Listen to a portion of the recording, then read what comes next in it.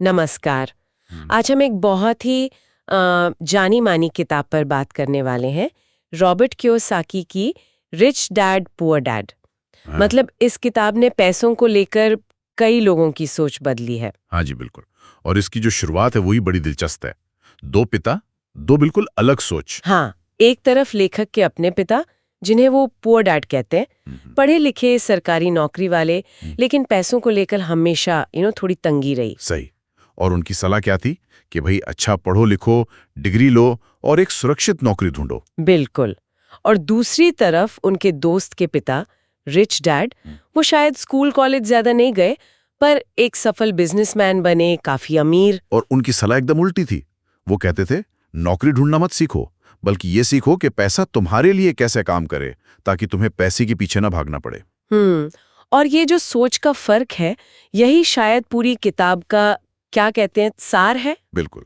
ये मानसिकता का ही अंतर है जो वित्तीय स्वतंत्रता की तरफ ले जाता है। और यहीं से ये सवाल भी उठता है कि हमारी जो पढ़ाई लिखाई है, स्कूलिंग है, वो हमें असल जिंदगी के लिए, खासकर पैसे के मामले में, कितना तैयार करती है। हाँ, ये बहुत बड़ा पॉइंट है। देखिए, स्कूल हमें इतिहास, भूगोल, गणित सब सिखाते हैं, लेकिन पैसा मैनेज कैसे करना है, निवेश क्या होता है, टैक्स कैसे काम करता है, ये सब गायब है। सही कहा। तो रिच डैड का यही तर्क है कि सिर्फ पैसा कमाना जरूरी नहीं है, पैसे को समझना ज्यादा जरूरी है। आप बहुत कमा सकते हैं, पर अगर समझ नहीं है तो भी पैसों की दिक्कत बनी रह सकती है। तो ये जो समझ है, इसमें सबसे जरूरी चीज क्या है? शायद वो संपत्ति और देनदारी वाली बात। निश्चित रूप से ये रिच डैड के सबसे अहम सबकों में से एक है। बहुत आसान शब्दों में, संपत्ति या एसेट वो चीज है जो आपकी जेब में पैसा डालती है। जैसे मान लीजिए कोई प्रॉपर्टी है जिससे किराया आ रहा है, या स्टॉक्स हैं जिनसे डिविडेंड मिल रहा है, या आपका कोई साइड बिजनेस है जिसका मुनाफा आ रहा है। अच्छा। और देनदारी यानी लायबिलिटी वो है जो पैसा निकालती है जेब से। बिल्कुल। जैसे आपकी कार का लोन जिसकी किश्त जारी है, क्रेडिट कार्ड का बिल, या और ये बात कई लोगों को चौंकाती है, आपका अपना घर भी। अगर उससे कोई इनकम नहीं हो रही और सिर्फ ईएमआई जारी है। एग्जैक्टली। अगर वो कैश फ्लो नहीं बना रहा तो कियोसाकी के हिसाब से वो आपकी देनदारी है, संपत्ति नहीं, भले ही हम उसे अपनी सबसे बड़ी संपत्ति मानते हो। ये थोड़ा सोचने वाला नजरिया है। हाँ, अमीर लोग संपत्ति जमा करने पर ध्यान देते हैं, जबकि मिडिल क्लास अक्सर देनदारियों को ही संपत्ति समझकर इकट्ठा करता रहता है। अच्छा, और इसी से जुड़ी एक और बात किताब में है कि काम सिर्फ पैसे के लिए नहीं, सीखने के लिए करना चाहिए, खासकर शुरुआत में। बिल्कुल सही। रिच डैड का सुझाव है कि खासकर जब आप करियर शुरू कर रहे हैं तो ऐसी नौकरी चुनें जहां कुछ सीखने को मिले। जरूरी स्किल्स जैसे कि सेल्स, मार्केटिंग, या कम्युनिकेशन, मैनेजमेंट, निवेश की समझ, भले ही उस वक्त सैलरी थोड़ी कम क्यों ना हो, क्योंकि ये स्किल्स ही आपको आगे चलकर अपनी संपत्ति बनाने में मदद करेंगी। ये उस स्टेबल जॉब वाली सोच से अलग है जहां सिर्फ सैलरी देखी जाती है।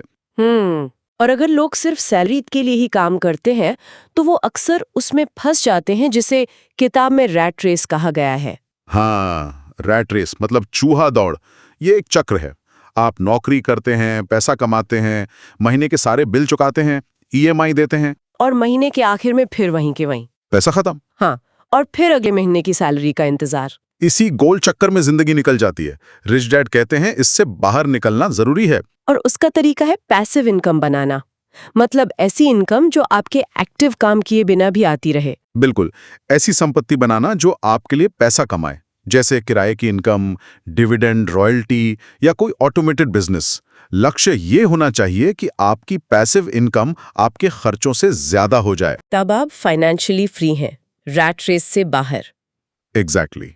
तो पैसा कमाकर सिर्फ बैंक में रखना काफी नहीं है, उसे काम पर लगाना यानी इन्वेस्ट करना जरूरी है। पर इसमें डर भी तो लगता है, बाजार का उतार चढ़ाव। हाँ, और यहीं पर डर और लालच, इन दो भावनाओं को कंट्रोल करने की बात आती है।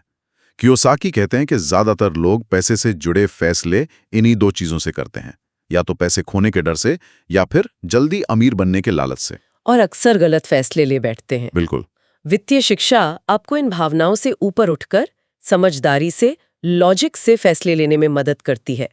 रिस्क को समझना पड़ता है, उसे मैनेज करना सीखना पड़ता है, उससे भागना नहीं।